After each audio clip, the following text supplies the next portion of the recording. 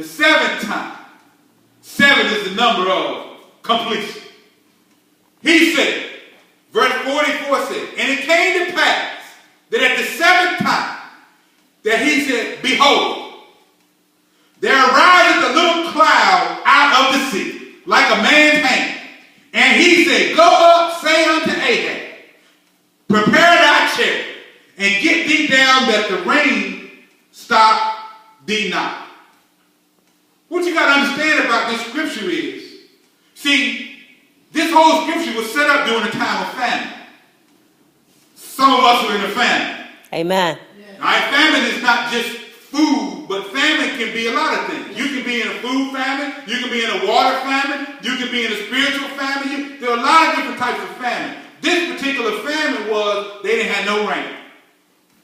So he told him to go look out on the ocean. 6 times he said, I don't see anything. The 7th time he said, I see something. I see something this time that I didn't see the first 6 times.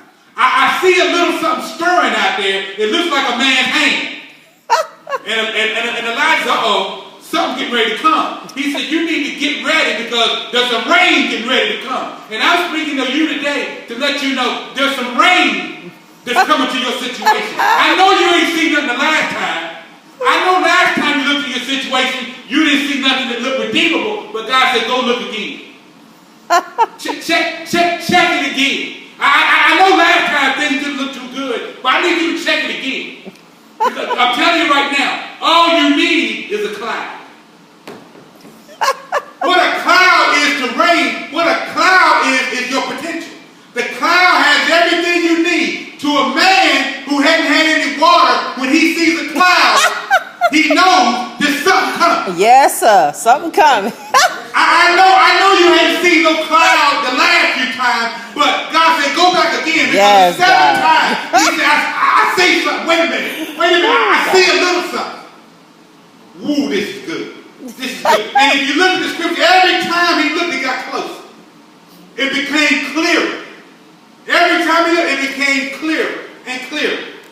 Because see, what a cloud will do, wow, is cause you to run on to your assignment. Jesus. It will also cause you to look at your situation with God's perspective and not your own. I just told you about perspective. That's good. See, God is saying today, take another look.